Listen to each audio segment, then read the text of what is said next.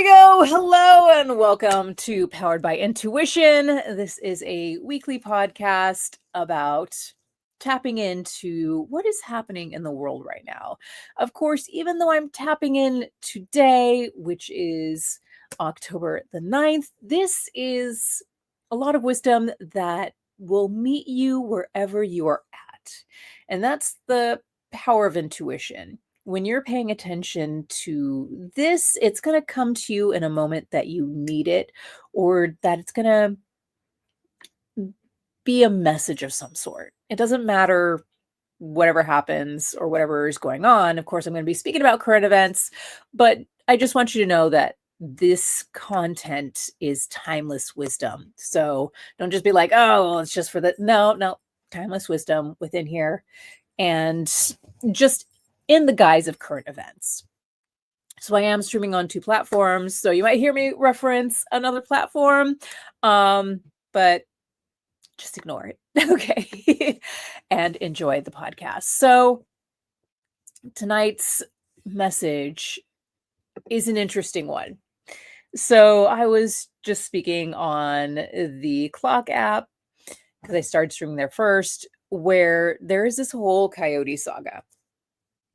And it's just like a part of me is tapped into people going, well, what the F? Who cares about a coyote? Like, there is the whole United States is collapsing in on itself and it's imploding, and there's these struggles and everything going on. And I kind of wanted to discuss this a little more, and I wanted to unpack it. What's so special about this coyote? Why am I trying to help a coyote when all this stuff is happening? So there's multiple things. First off, I can only control what is within my sphere of influence to control. So this is a display of like, hey, if I can do something, if I can create a win, that's something that propels me and grows me onto the next win. So what's the win around this coyote? Well, it needs help. It's been very brazen in this community, which is a concern. It is not only a health concern for the people in this community, but it is a concern for this animal that has been displaced from its home. It's kind of been my guess. That's been confirmed. It doesn't have a pack. Likely lost her pack during the fire or something else happened. I don't know. But that's a concern, right? So there are these markers where it's like the coyote and the people, it's a concern. So been working on trying to get her connected to a rehab. A lot of rehabs are struggling right now and having issues. And this has been ongoing since July. This is October now. Since July, I've seen her and tried to put out the word of like, hey, we need a rehabber, help this coyote, protect not only the coyote, but this community. And then there was a heat wave, August, and some individual decided, and once again, this is like that safety aspect, but in a different way. An individual decided that he wanted to try to hit her and sped down a street, blowing a stop sign, nearly hitting a car in the process. She evaded. She's, able to get around and evade and apparently cross a major street, which is really scary because she only has one eye right now. And he turned around and tried doing it again. And at that point, I laid on my horn because I was in my car and got him to stop. Now, I did put this individual's information out there because you're not going to do that stuff and get away with it and, let the neighborhood know that there is this guy who is not all there, that doesn't think things through within the neighborhood. And that's scary. You need to know what's up with the people in your neighborhood so that get them to a resource. Like there was an individual that had a mental health crisis. He went to a facility and came out. He's better. Okay. But if you don't know your neighbors, you don't know who they are, that can be a scary concept, right? That leads to these situations because if they don't know you and they think you're some sort of stranger, being this color of skin, it's like people freak out. People freak out. And, it could go both ways. For me, I'm a person, I'm like, I'm comfortable in my skin, I'm comfortable where I'm at. So I will just sit there and go like, "What's up? Hey, I'll introduce myself to you. Even if you're being a jerk, I'll be like, "Hey, how's it going? Okay, not having a good day. Well, hope your day goes better." Type of thing. And so going on with this story, I caught the guy doing that, stopped him from doing that, and then, blasted his information. As of, well, end of last week, this week, end of last week, I was chatting with another neighbor about the coyote situation. And this situation has been amazing in bringing a community together that would have been disjointed. Everybody's busy, like they're big plots of land, and not many people interact or connect. And this has really brought a community together around something. And once again, as I said, this win builds morale. Like the more that we can come together as a community and make these wins happen, what else can we do? What else can we cause and create in the world? And knowing your neighbors is a very strong foundation in feeling safe and secure where you are at. No matter what's broadcast on the news, you know that there are people in your neighborhood that have your back, that know who you are, that can support you. Let's say one day, you have your routine and one day you're not there. Who has your back, especially if you're, a single person living in a household? Who's going to check on you? It's very fascinating seeing some videos on some of these platforms where people are like, oh yeah, there's, this person needs a wellness check because there's these flies in the window. So I was walking by this house. We need more community in our lives. We need to know that, hey, we can step out the door and there's Mary, there's Bob. And, how are they? How are they doing? What's going on? How can I support? Oh, let me check out your garden. There's so much benefit and health benefits to community. You can look at the Rosetta effect for that. So community is important. And that's kind of like what this coyote does. Like we see her as she goes around this area and she's like this beacon of connection, which has been very fascinating, like witnessing this and then, supporting and encouraging this so that everybody's safe. Okay. But I went off a little tangent there. Okay, coming back to the dude that tried to hit her. So last week, and obviously the dude that tried to hit her, this was in August, but it is now October. And last week I was speaking with someone where I was like, yeah, here's the rundown on the coyote, and this person has seen the coyote and everything. And that guy walks by with his dog. And the guy walks by with his dog. Now he recognized me. I'm like, I don't care. Like I stopped you in that moment. And that moment is a complete moment to where my job in that moment is that you've learned your lesson and you're going to make better decisions. Right. And so like, I kind of recognize the guy and I'm just like, what's up? You're just another person. Like I treat everybody, or I do my best to treat everybody equally. And I don't hold animosity. I'm going to bring that up in a minute. But yeah, he walks by with his dog and, I'm like, what's up type of thing. And then the person that I'm chatting with was like, I bring up the subject of the car thing and I'm like, I think that was him that just walked by. And then I showed the person that I was talking with the image and they were like, sure enough, yeah, that's him. That's the dude. And I'm like, yeah, he tried to hit that coyote. And the individual I was talking to was like, oh, we're going to talk to him. That's not okay. That is not cool. And yeah, we're going to make sure that, he learned his lesson. And I think he did because they were like, oh yeah, he's usually pretty chatty. It was kind of quiet. And I'm like, I bet he was. Yes, he was. But that is a lead into how do we connect in the world? How do we connect in community when there are people that maybe aren't the best people? And this is on the accountability part where I stepped in that moment and I went, hey, this is not okay. You are not going to approach me, and you are not going to do this anymore. It is dangerous for this community. This is a reckless decision. This is not okay, and you're going to be held accountable for it. And that moment definitely changed. And I'm guessing from his behavior of being like really quiet, just being like,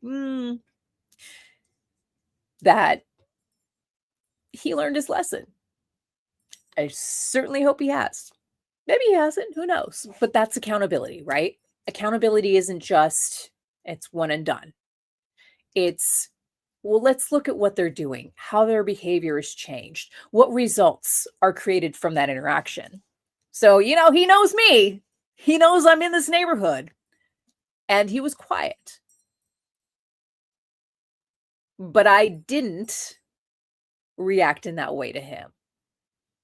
I am who I am, and I'm going to treat people in the way that's appropriate. Where it's like, I was like, hey, how's it going? Type of thing. Because as long as he has learned his lesson and changed his behavior, it's fine. Like, what are my expectations for an altercation or an interaction? And this brings me to the whole concept of the purple rev. And if you guys haven't heard of that, it's like people who have realized their mistakes and their choices have turned around and been like, hey, let's come together. Purple is a mix of red and blue. We're going to do this thing. And of course, a lot of people are on bated breath, on, like, I can't trust you. I don't want to partner with you. I don't want this. This is going to be another redo of this stuff, etc., etc., etc. But we get to navigate this situation. And part of navigating that is accountability. So we're going to start with, how do we tell that someone has kind of come through, learned their lesson, is going to make amends? And so one of the first things is, have they apologized? Have they come clean on that? The first step is to say, hey, I made a mistake. This sucks. I'm sorry. I see how this has impacted you. It can't be like, oh, this sucks. My life is blah, blah, blah. Can we work together to fix it? They need to bridge that gap of like, hey, I see how this has impacted you. Empathy, right? And they need to understand that connection of, this isn't just about them. If they're making it all about them, I would be like, yeah, hey, that's kind of problematic. I'm not here to be your toilet. You're not going to poop all over me. And I suggest you get a therapist and work through that stuff. Say bye. Like, get a professional. Right. But if they're really trying to bridge that gap, they will try to understand you and be like, hey, I messed up. They would be in their power. Only a powerful person, I'm going to say it again, only a powerful person can really acknowledge their mistakes, can really acknowledge, hey, I messed up. How can I make this better? So that's the next step, is they will acknowledge their mistake. And yes, being like, in a state of shame is acknowledging a mistake. Second step is, you need to come up with a way to where they can make amends, to where they can actually do something. And you're going to go, okay, I'm not going to fully trust you. You should not go to fully trust them. You know who they are now. You know that they're willing to vote for something that is not in anybody's best interest, let alone theirs. You know how they operate. You know how they think. You have that level of understanding. Don't expect anything different. Okay. So let's bring up the whole Taylor Swift album thing. She's a white woman. She's the daughter of a wealthy individual. She was raised up in a wealthy-ish situation. She is wealthy. So even if you were raised in poverty, which some of the tech pros were, the instant they got wealth and are in a microcosm of wealth, they completely forgot what it was like for them. They completely forgot what it was like to watch their parents go through things. They've completely out of their mind, right? So you have to look at them as how they are now. And if they have wealth, they're pretty well disconnected from being an adult and going through that situation. You cannot expect them to understand your life or your situation. They're not you, especially if they're extremely busy and have wealth. They have a lot of stuff going on, which is like managing assets, or, for Taylor Swift, she's a showgirl. Do I think it's right? No. But am I going to sit there and be like, oh my gosh, she did this, which a lot of people are wasting their energy on? Hell no. There's no point to that. It's like, yeah, I know. She's a white woman. What did you expect? So when we come to making amends, it's like, what are your expectations? You have to see them for who they are and not who you want them to be. Okay? So it needs to be realistic. Now, the best part about this, hey, for me to give a little bit of trust or to partner with you, I need you to do something. I need you to come protest with me on this day, right? And if they do it, good. That's a good sign, right? They're willing to put their butt on the line in a way that you're okay with. And you're like, okay, now we can partner together. Now we can do something together. Or maybe it's like, hey, you said a lot of nasty things online. Make a video. Make a video showing that you're willing to take action in a cohesive way, and that breaks down these barriers. Until then, I can't really partner with you.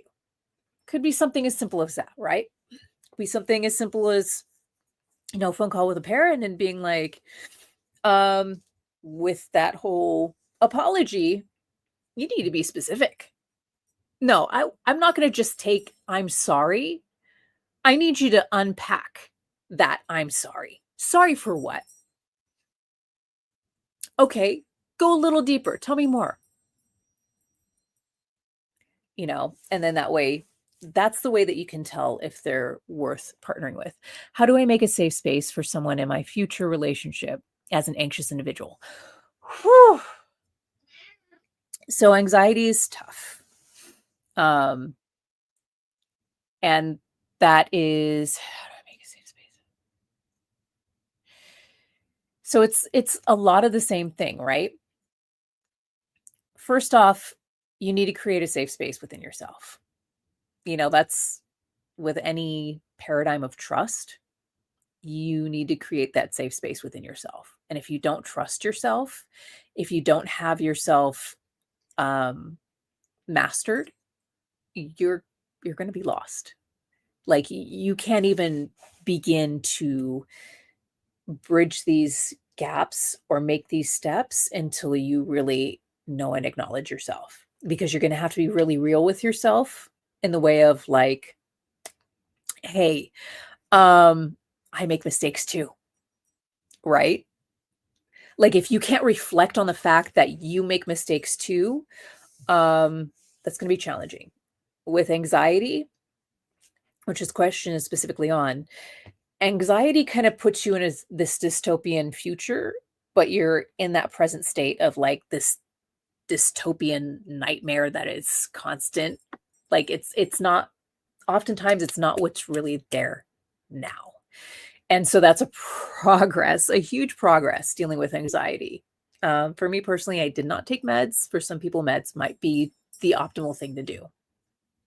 But if you want to create a safe space for someone else, as someone who deals with anxiety, you need to create the safety within yourself and for yourself first, or else you will never create a safe space for anybody else, because that anxiety is like, um, it's like, you know, those times where it's windy outside or there's just a lot of static electricity.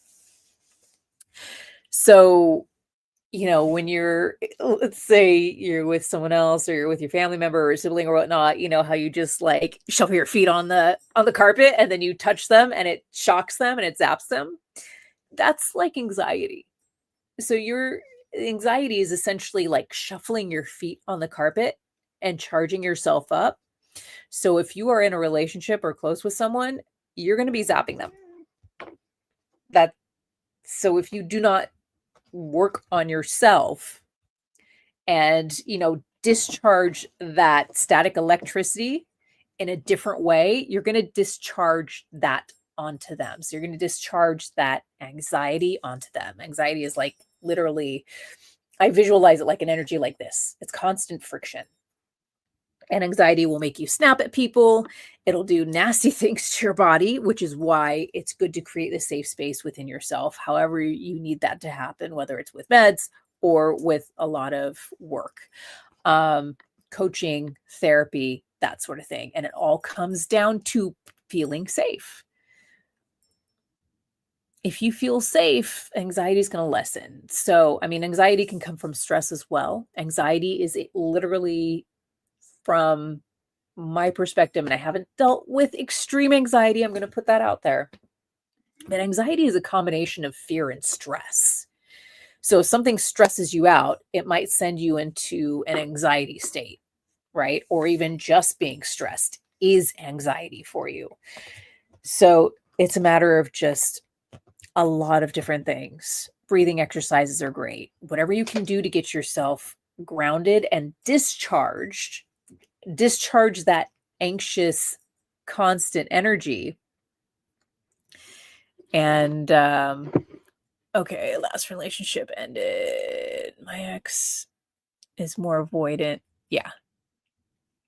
Yeah, it's not, I wouldn't say it's emotionally immature, because anxiety is not emotional immaturity, it's anxiety, and anxiety is a constant state of fight or flight, right? So you're going to be like hauling off and snapping at him even though you don't mean to, or you're going to come off as very like snippish and snide even though that's not what you're intending. But the anxiety, like, it tenses your vocal cords, right? You're going to be very tense.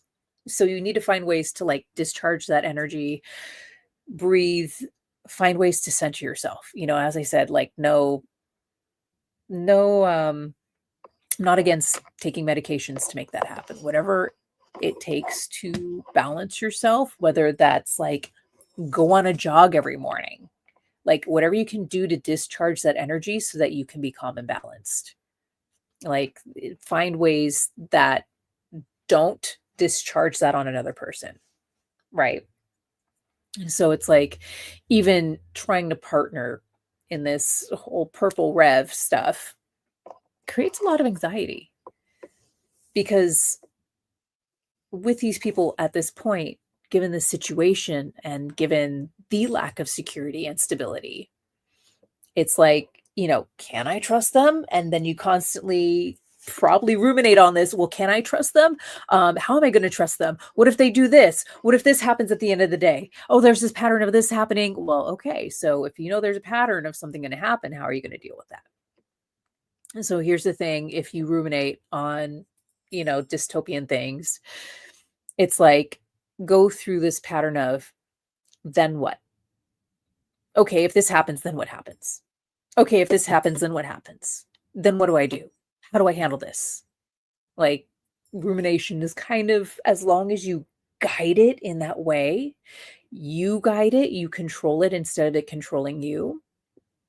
You've now strategized how to overcome these situations in the way that you can. I'm actually in the process to be okay with being alone. Yeah.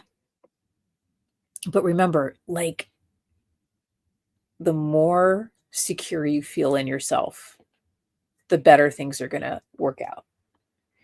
Because even those who, you know, might intend harm or, nefarious things, which, as a woman, something I get to be aware of. If you do not feel secure, people will zone in on that pretty easily. So when I go in the world, it's just like, I'm fully secure. Like I don't advise this, okay? But I have walked down Skid Row area by myself in the evening, and I've been fine. I say hi to people, greet them. Like, a lot of them are chill, and I'm very fortunate to not have any issues. That's that I don't advise doing that ever for anybody, but there are studies that show, as long as you can be confident, that's everything. And it's if you do deal with anxiety, it takes time. Don't be hard on yourself if you make mistakes. And I'm going to harken back to that again. Yeah. And just do it gradually so you don't shock your system. Okay. These things take time. It's not going to be a one and done, like, hey, it's all uncured. No, it takes time, and it'll come back again, and it'll go away, and it'll come back again. And you get to meet it in that space, like the anxiety, meet it in that space head on. Don't run away from it. It'll pursue you, right? Like, if you don't address it or deal with it, it's just going to come back stronger. It takes time. So don't add on to the stress that you already have. Don't you dare. Don't you dare make your brother puke. Sorry. That's Obi. Come here. You can be my buddy. Don't add on to that. You don't need the extra stress. You don't need to shame yourself. You don't need to be in a state of shame. You just need to know, okay, here it is again. It's rearing its ugly head. What are the tools in my kit that I have to deal with it? All right. Am I going to pop on a breathing exercise on YouTube? Maybe. Am I going to, take some kava kava? All right. That's my go-to, like when I'm feeling really off balance. And this week has been really off. So if you've been picking up on that, let me know that in the chat, because it's been really, like, traffic patterns are weird. It's just like the habit. It's been an odd off week. It's been interesting. But if you're in an off time where it's like, okay, anxiety is just cropping up and up, what are your tools or resources that you have available to you? And that's the first thing. Start building up tools and resources that are your go-to to discharge that anxious energy. Because with these interactions, with where we need to move towards, we're going to have to really have that self-mastery and that ability to master ourselves in these situations so that we can navigate this in the best way possible. And, I have the Resilience Journal, which, if you're on the Clock app, you can just go into my profile. It's there. You'll find it. There's a link and everything on a tree. And then if you're here on the tube, it's linked below. But there are different sections to help you navigate these situations, to help you create community, to help you be able to create these communal connections and trust people as far as you can throw them, right? Like, let them show you who they are or who they're willing to be in your presence, right? Because people aren't going to be the same around everybody. You could have a friend that is amazing to you, and they could be beating their spouse. So that's what makes these situations so tricky. And, I'm going to highlight the dumpster with a TR, where, you'll notice his behaviors towards people here, the decisions that are happening that are, getting people to kind of shift their perspective on things, are doing more harm at home to what's close to him. And then he's willing to shell out funds to everybody else, to these other people. It's interesting, right? And that's kind of the narcissistic relationship dynamic where they act like the perfect person. They're going for the Pulitzer, they're going for the Nobel Peace Prize, grandstanding to the world, but at home, they're doing irreparable harm.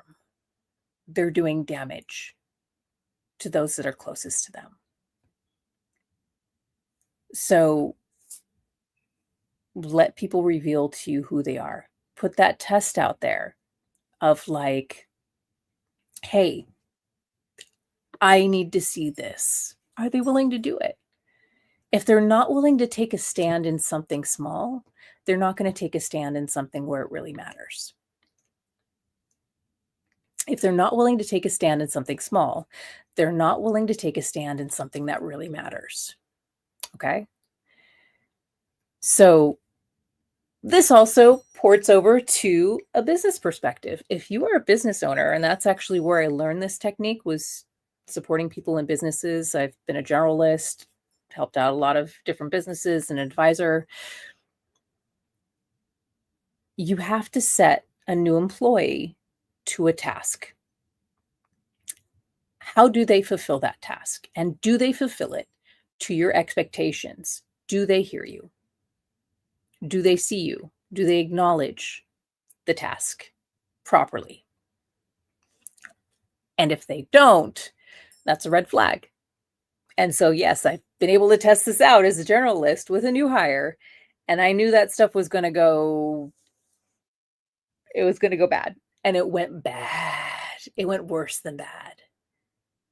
It went really, really bad. I did what I could, but not everybody has the knowledge that I have. And I'm definitely not an easy person to deal with because of that whole accountability part. But the proof is there for me to understand myself. And once again, it comes back to, am I willing to say that I made a mistake? Which I am willing to do that. And I'm thankful for that. It's not easy. It's not easy for a lot of people. You'll see that stuff happen. Well, they'll like try to make excuses or whatnot, try to wiggle over. It's just be open, honest, and upfront. And if they're not willing or able to do that, they have work to do. Let me see here. My ex had given me the ultimatum to change, and I have tried to give solutions to the problem, but it seems that the solution was not fast. Yeah, so, and that's the hard part, right? So with this question, or with this statement, my ex had given me the ultimatum to change, and I have tried to give solutions to the problem, but it seems like the solution was not fast enough to fix the relationship. And, it's not just on, when it comes to relationships, it's not just on you to fix the relationship, right? You have to both meet halfway. And it's like, not everybody's going to be prepared to be in that relationship, but there will be someone that can, that will be. And that person that will be prepared to be in that sort of relationship, that really cares about you, to put in the work, to give you that space, to give you the credit for every step you make towards working on yourself, is going to be the right relationship. And that is an aspect of maturity. So it sounds like he was dealing, either like did not have the skill set to be able to navigate it, wasn't into the relationship as much as, another person maybe. It's, there's a lot of things in that mist. I don't have his perspective, so I can't make, much generalization, but, it's just, don't be hard on yourself, and don't let his space of where he's at impact you? Because he needs to meet you halfway. And maybe, he just is not that type of person that was in the or doesn't have the ability to do with that. So it's like for me personally, I know I'm probably not going to be the best person to be in a relationship or a romantic relationship with a person who has extreme ADHD because that I have trauma around that, right? So being upfront with these things is going to be really important and being clear about these things of like, yeah, with my values, with what I've dealt with, this is not going to be easy for me. And I'm not going to traumatize you. And I'm not going to traumatize myself further for being in that relationship, but I can still be your friend type of thing. So there are those situations. Oh my.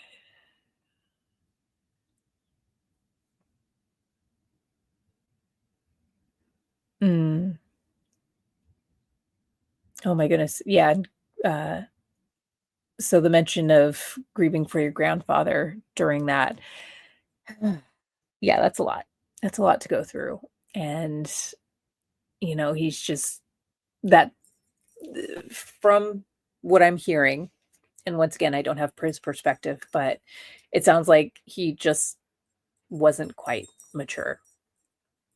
So even though anxiety can lead to what seems like emotional immaturity, which that's different, emotional immaturity can come from multiple different things.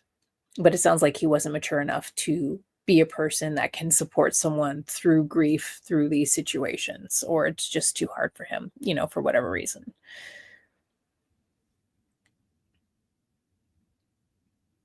I mean, boyfriend. So, with a statement, he said that I needed a friend and not a boyfriend. Uh,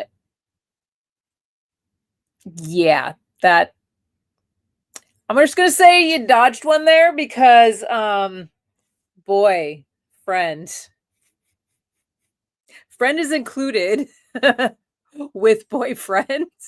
So I hope that you can totally see the humor in that because he should have been a friend, being a boyfriend. It's in the it's in the name.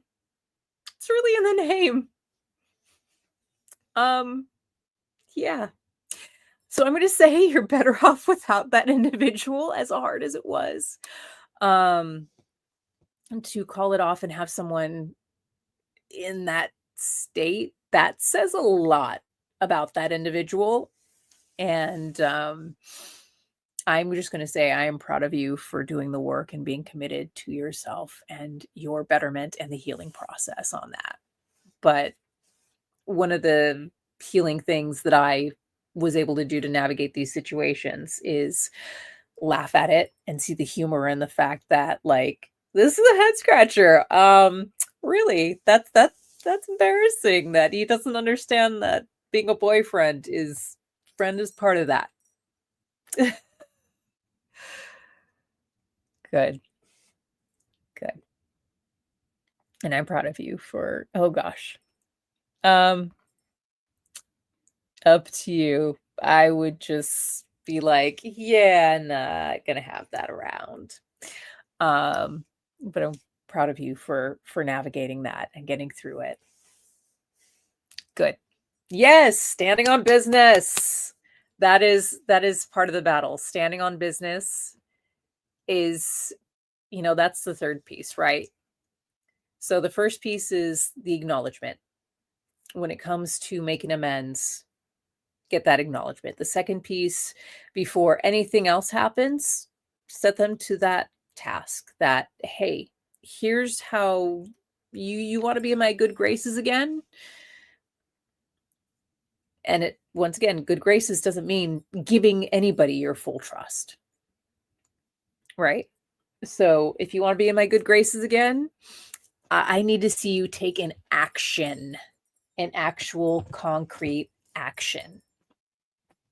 Like, yeah, and as I mentioned before, like, hey, when it comes to this purple rev stuff, it's like, hey, I need you to do a video explaining this apology, explaining, what happened within this situation, what made you do this. Or I need you to come out. We're going to the streets. We're going to dance in Portland, something like that. Um, are they able to fulfill it? Are they willing to fulfill it? If they're not going to stand for you at all. And then the third one is being okay either way. Holding them to it, not being like, well, they did it part way, but no. Stand on business. Let your yes be yes and your no be no, and be committed to that. If they are able to fulfill that obligation of that, and it must be something reasonable, it can't be something lucrative and crazy and out. It can't be something like, extortive. It can't be something unreasonable, because we get to, and this is the last part, or this is part of, setting them to the task, is reflecting on the ways that you've messed up. Like, hey, I make mistakes. This stuff happens. You got to acknowledge that. Or else you're never going to come to terms, because it's like, if you're not willing to acknowledge yourself and how you make mistakes, how are you ever going to bridge this gap from your end? Right? So that request gets to be really reasonable. Like, oh, if I needed to earn someone's trust back or be back in their good graces, because I might never earn their trust back, that's part of it. What would I be willing to do to make that happen, to show that I care? And that's the thing. Don't let them slide. Well, I couldn't because it's done. If they're not willing to do it, if they're not willing to complete, it's done. It's done. And that's okay. You get to move on with life. Stop expending your energy. The other part of this is coming back to the story about the coyote situation and the guy that tried hitting her, and seeing him the other night. It's like, I'm not holding out for him to change his behavior. Like, there will be criminal punishment if he continues it. Right? Like, that's built in. That's the only reason why I would stand against that, because, like, you're doing this reckless thing in this neighborhood, you're going to hurt someone, and I'm going to make darn sure that people know you're a dangerous individual. That's given. That's known. But if he does it again, it's like, there will be criminal proceedings. Right? That's law. That's word of law. That's not outside of the law. That's not me putting entitlement on it. Right? Like, there is a logical consequence within that scenario. I don't need to do anything outside of me holding that individual accountable. That moment is a complete moment, and it's done. I don't care. I don't care what he does. I don't care if I see him on the street. I don't care. I'm going to be me. I don't need to change that moment. Now, if I did something wrong, absolutely, I would need to change from that moment. I would need to be like, hey, I effed up. I effed up. If that was me, which it wouldn't be me, period, it'd be like, yeah, I completely messed up. I'm sorry. That was reckless. That was dangerous. I put lives in danger. I nearly hit a car. Like, acknowledging the totality of my mistake. So we all mess up. We all make mistakes. It's just a matter of, hey, what am I going to do to fix this? And I mess up a lot. I really do. I really, really do. I am not perfect. Don't pedestalize me. And a lot of people, coming back to Taylor Swift, coming full circle, a lot of people pedestalized her as something other than what she is. She's a white woman who's rich. What are your other expectations on her? Oh, that she's going to know, like, your life experience? No, she has her own problems that are wealthy people problems. Wealthy people have their own lives. They do their own things. Like, I cannot expect that person to live my life for me and somehow understand and connect when they've never had the grounds to as an adult. As an adult, she's only known wealth. She doesn't know what it's like otherwise. Why would I put an expectation on her that she's going to be anything other than who or what she is? Can't do that. But I'm going to wrap it up with this. The best part is now I know and have more insight on the struggles, on the mentality, and on the jealousy that a rich white woman has. And that information is something that is useful. That information breaks down barriers, or that information, well, she really wore her weakness on a sleeve. So if you wanted to get at her, you could just like, be like, hey, how's that, how's that lack of the junk in the trunk, huh? Like, it's funny, but it's not. Like, that's not something that you want to go around doing.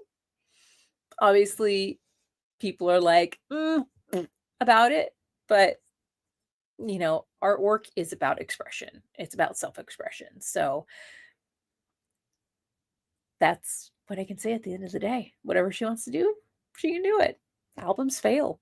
Some albums are great. Sometimes there's one-hit wonders. So, but to put energy towards that, I would prefer to put my energy towards better things. Because when we hold our energy in animosity, like I would have to keep my arm like this, right? That's animosity. That is like animosity towards someone is like keeping my arm like this and they're pushing on my arm. Imagine doing that for days, for hours, for weeks, like this. That is you wasting energy on someone or something that doesn't deserve your energy.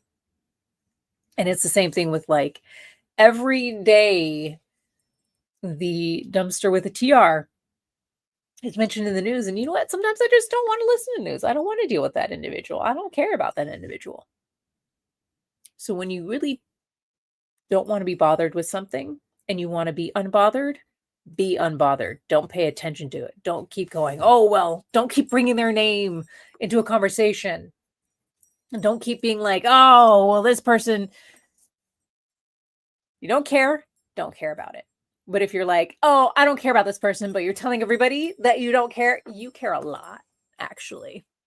So be wise about that. Be mindful about that. And just shift your perspective. It takes time. It's not going to be like all of a sudden tomorrow you wake up and everything's great. Someone might do that. Some people might be able to do that. Maybe hypnotherapy can help with that. But it is unrealistic to make that the expectation. So I hope that has helped. I see a guest request. Let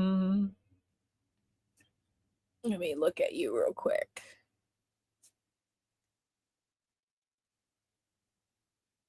I don't know. Are you still on here, Black Snake? Can you hit me up in the chat? Just say hi. Let me know what you are about or any questions. Let me finalize this. So for those who are watching on the tube of you, I'm going to bid you good night. I'm going to hop over to the clock app. Oh my goodness, I'm losing my voice.